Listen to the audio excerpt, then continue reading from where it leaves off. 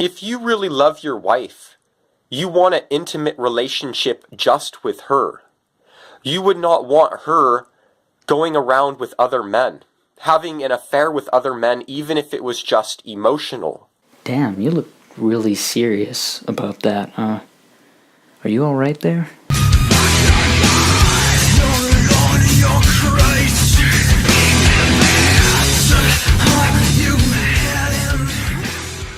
Hello everyone, I'm with me, and today we're going to be responding to a video called Why You Shouldn't Associate with Sinners and Sin. Alright, now this guy brings some absolute valid points. So first I'm gonna list off the people I shouldn't associate with, because that's a good idea, right? Gotta start off on the right foot. Alright, so let's see. Gonna have to cut off my best friend. He doesn't believe in God. He's a sinner. Looks like I'm gonna have to cut off my parents as well. They don't believe in God. They're sinners. Let's see. Oh yeah, I really like him. He doesn't curse. Oh no, that's right. He listens to evil satanic music. Such a sinner. Gonna have to cut him out as well. Let's see, who else? Oh, yeah, that's right, I know her. She's one of my friends, and she's Christian. So, that's all good and fine and dandy. We're good friends, and... Oh, I forgot. She had sex before marriage. Aw, damn. Gonna have to cross her out as well.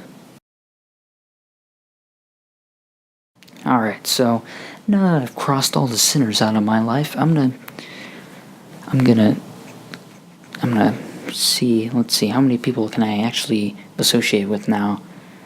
So right now I have the grandma from my mom's side and the grandma from my dad's side. Well, this is going to be a lonely existence. Jesus is jealous for his children. He wants his children to be holy before him because it is like a marriage. You want to keep your marriage holy. You don't want other people in there polluting your marriage. So many Christians are polluting their marriage with the Lord by sinning and hanging out with sinners. Imagine being like such a jealous asshole when you marry somebody and they do something that you wouldn't want them to do or don't want to do yourself. And then you're just like, no, bad, you're a bad person. I hate you, and you're gonna burn in hell now. Like, what? And, like, yeah, I get it. You don't want to be cheated on. That's understandable. But, like, let's say I have a wife, and she goes drinking with her friends. I'm not one who likes to drink, nor do I want other people in my life to drink. But, I mean, I can't really stop them. They can do what they want with their own life. It's totally fine. If she cheats on me, then I have an issue. But if she gets out with drinks and goes with her friends, why should I be jealous and be hateful and hurtful towards her? Just because she does something that, personally, I wouldn't like to do. Nor do I want her to do. They refuse the holiness of the marriage because the church, the pastor, other people that they listen to have taught them that they will never be without sin, that they can never separate themselves from sinners because that will be their life. Man, I feel bad, man. This is all he knows. So sad. So, if I hang out with people who do bad things, I'm gonna end up becoming a person who does bad things. Right. I don't know about you, but me personally, I have my own things that I want to do. If my friends want to go out and do something, they can do it with me or without me. Because, listen, son, I don't give a damn. If they do something that I don't want to do, I'm just not gonna do it. It's called, you know what that's called? It's called self-control. If you don't have self-control, you need to gain it. If you're so caught up in your own dogmatic belief that you have to cut out people in your life who sin because you're worried you're going to become a sinner, then you're a dick and you have no self-control. If you refuse to be holy and pure before the Lord, He cannot accept you even though He loves you. Alright, listen to me.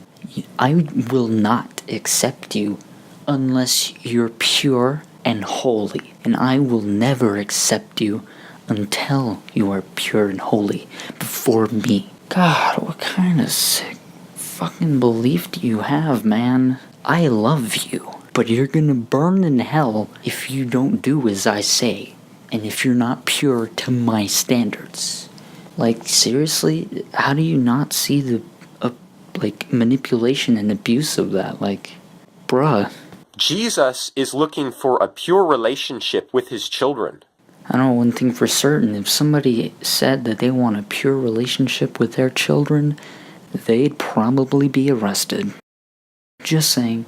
If you refuse to repent, even though you love the Lord, those sins will still be on you. Even though it is in the past, those sins will still be on you, and the Lord will still see the sin written on you. So let me get this straight. If I steal food from my friend, and then 40 years later I die, when I go up to heaven and Jesus is looking down on me, He's like, listen, you stole food from your friend. You're unholy. You're not pure. You're going to hell. Like, really? Really? What kind of grudge-holding bullshit is that? Wear the grudge like a crown. Negativity, calculate what we will not tolerate. Desperate to control all and everything, unable to forgive these scarlet lettermen.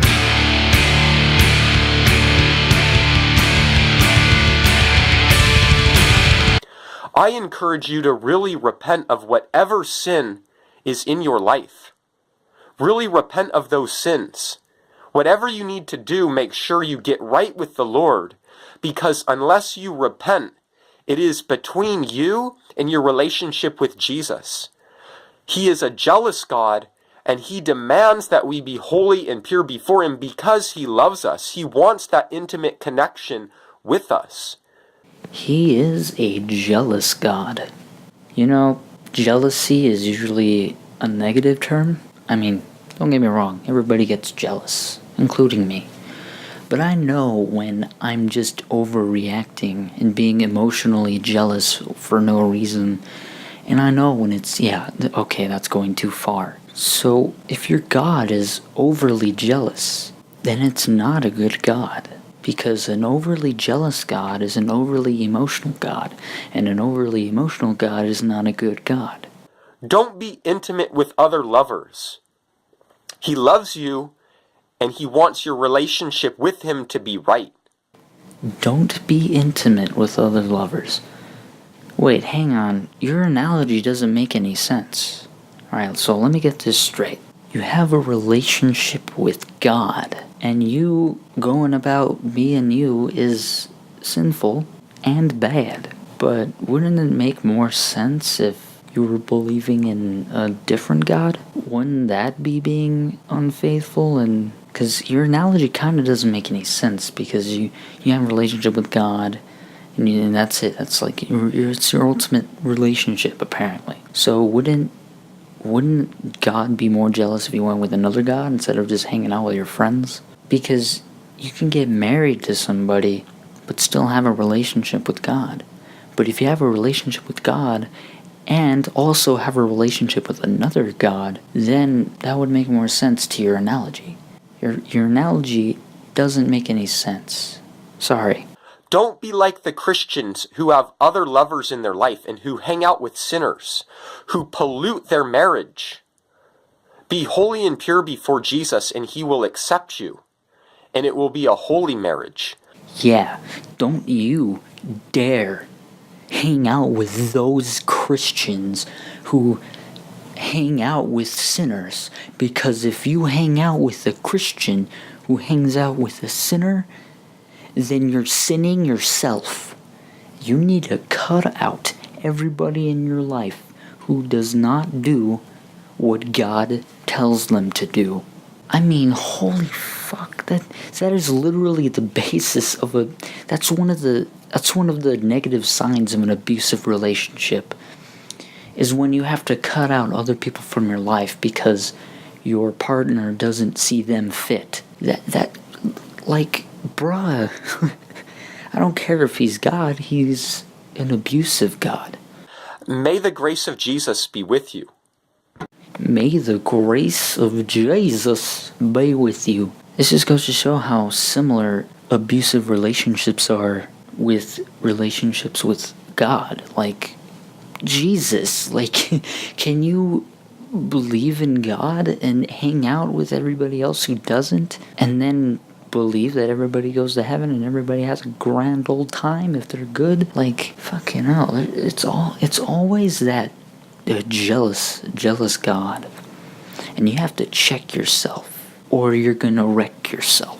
Oh man, it's honestly just the basis of an abusive relationship, and honestly, it just saddens me that people can think this.